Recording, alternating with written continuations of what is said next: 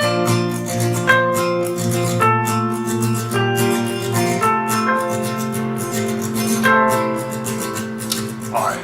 and once again, welcome to TonyWilliams.com.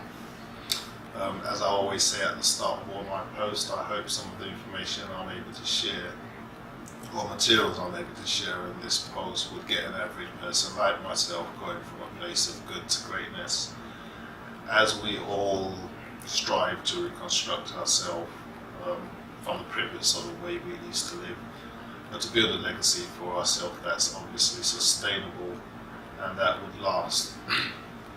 Now today I really want to ask, why do we worry so much? Why do we worry about everything and anything? Why do we wake up in the morning worrying about things that we can't change and go to bed equally worried about things we can't change? They say what worries like a rocking chair, you roll or rock from back to front, but you're not actually getting nowhere. So I want to talk about why we worry. I want to ask why you worry, why I worry, and how, it's beautiful. It would be a better way to live if we could just stop worrying and start living, because we could worry from now till kingdom come. It doesn't really mean it's going to change anything. It affects our mood, it affects our mind, it affects our entire human orientation. It just makes us less effective than what we should really be as a human being. There are ways in which we could start to live a life that is worry-free, but we have to force ourselves. We have to start from now painting a mental picture in our mind of the success that we've had, the things we're grateful for in life, so that when worry, which is just a state of mind actually, brings its ugly face up, we could counteract it with thoughts of our capability as individuals, thoughts of our achievement, thoughts of the beliefs in ourselves, which simply overrides what we worry about on a day-to-day basis. Have you ever worried about not having shoes and then walk across the road and meet someone who has no feet? The thought brings a sense of gratitude into your mind, because that person who has no feet could have been born into this world with two pair of feet, just like me and you, but for one circumstance or another lost his feet, or perhaps got amputated, or involved in an accident, and then he's now wheelchair bound, and without the use of his two God-given feet that God has given him. But yet he's still deeply inside grateful, for the fact that he just has the breath of life. It's only his feet that's gone, his mind's not gone, his capability is not gone, his belief in himself to achieve hasn't gone as an individual. And these are the kind of things that we, who are able-bodied people, or who are not disabled in one form or another, should be grateful for. We worry about the silliest things, but I ask you a question: what would you give for the price of any part, any member of your body? Would you give £1 million for your eyes? You're watching this video now, but would you give £1 million for just one of your eyes to be taken away from you? Or your ears that you're using to hear the audio coming out of the video? Or the power of a sound mind? Perhaps your health. How much would you pay for, just to be bedridden for years and not be able to get out from a hospital bed? How much would you sell that for? So if we wake up every morning and we have good health, it's actually something to be grateful for. How much would you give for the breath of life? Just the fact that God has counted you worthy to still be among the living for an extra day. How much would you pay for that? How much would you pay for your past success, even though it might have came through pain, trials and tribulation, but you are still here standing today, hope for tomorrow. So it's quite important not to worry about things you can't change. the trials and tribulations, they're definitely part of life. Nothing was promised to anyone to be easy. It's always been a struggle. But we've got to rise above that state of mind that just wants to keep us down. Because when you worry so much, you're not doing nothing. You're there having a pity party about the failures, about the outcomes that you can't control, about things that are sometimes beyond you. That's why you worry about it. But yet you're having a mental block of thinking about ways in which solution could come, because the mind can't comprehend both things at the same time. So it would either comprehend a solution to things, or it would entertain worrying. And when you worry, you're actually telling your mind that, look, there's no situation, there's no way you can get out of this situation. All that this mind has to do is sit here and have a pity party over itself, which ultimately affects all the rest of your body. So it's important, to stop worrying about unnecessary things. Believe in yourself. That as long as you're living, there is, people wake up. I know it's far-fetched, but people wake up tomorrow, or and then win the lottery. And these are the same people that were worrying about probably finances just yesterday, and then they become a millionaire. But the picture I'm trying to paint is that's the thin line between how things could change as long as you have breath of life. Because if you're dead, then there's nothing to worry about. I can assure you the problems still remain there, just you have now gone out of your body and left the problems there. It's not like they're going to go away. So choose, just force yourself. So say to yourself every morning, nobody is going to spoil my day. No worry, no bill, no trouble, no trial, tribulation is going to override the joy that I have in being alive today. And live a life from that perspective, because when you begin to live a life from that perspective, you begin to see that things are possible. All things just become possible to you. You walk around with your head high, with a very optimistic view to life.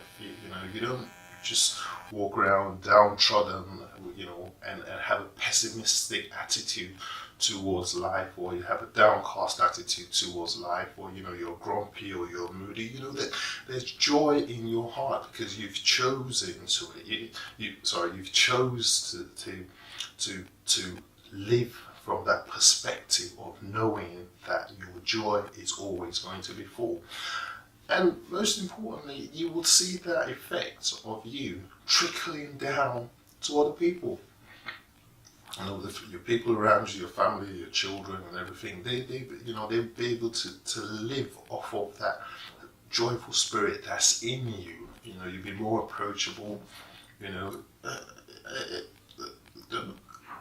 You'd be surprised how often when we worry or we have a drawn face or so, we just put people off. People, no one could get through to you. People can't discuss things with you because you're always moody, because you're always worrying about situations and stuff like that. But the beauty of it is you're not changing nothing by doing that.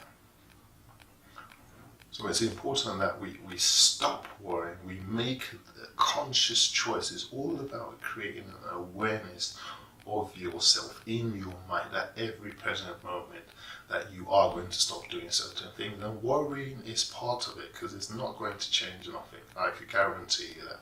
It's definitely not going to change nothing, and you're not going to get nothing done. There's not going to be any form of improvement that comes from worrying. The way improvement comes is being able to identify what the situation is and making conscious decisions to change, or putting solutions in place, putting plans in place to tackle it on a step-by-step or daily basis. And that's the only way that change would come. And though it might take a little bit of time, though it might be a little bit longer than what you think, a lot of people want to live in a microwave age where they just have instantaneous change to lifestyles and to things, and to finances, and to health.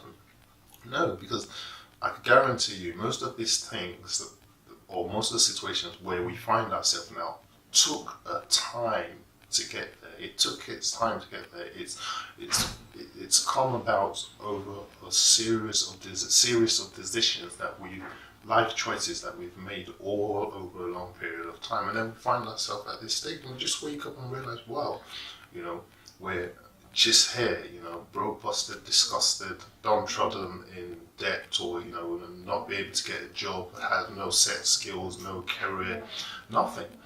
So if we want a change, we have to also appreciate that the process of change would equally have to probably take plenty of time like that. But the whole idea is to get up and put your footsteps on the right track to make that change with a positive frame of mind. And I think that's quite important for everyone to understand. I think it's important, that you understand that you are an awesome person. You are capable of doing more than you expect, more than your mind could even imagine. I think it's scientifically proven that we haven't even used a quarter of, the brains that we have been given possession of by our Creator. We don't even use it. So, but we use a lot of it to, do silly things. And you know what? 90% of what we worry about, or 90, but put it this way, 90% of what affects us in life is good. So we have, eyes that could see, we could have ears that could hear, we have legs, feet that could walk, we could have hands that could wave to the camera, we probably have a roof over our head, we have a smartphone that we're using to watch this video, we probably have a car we're going to jump in when it's cold, we have heaters, we have gas, we have electricity. But then we worry about the most minute things. And those little 10% of what we worry about, which are wrong in our life, are the things that affect the whole 100% of our lifestyle. And I think that's wrong. So I just want to challenge everyone today to desist from worrying, because it's not getting you nowhere. I just want to challenge you to, to believe in yourself. Say to yourself, you are capable on a regular basis. Every time you want to worry about things, always say, what's the worst that could happen? What's the worst that could happen?